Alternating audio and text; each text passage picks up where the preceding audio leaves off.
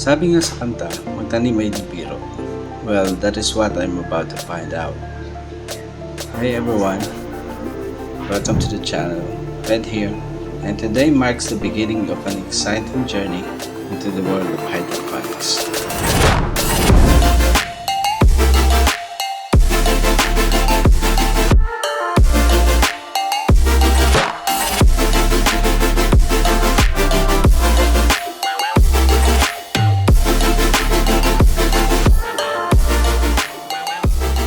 It's not going to be easy, but with your help and support and the love for plants, and then we can turn this small urban space into thriving hydroponic garden.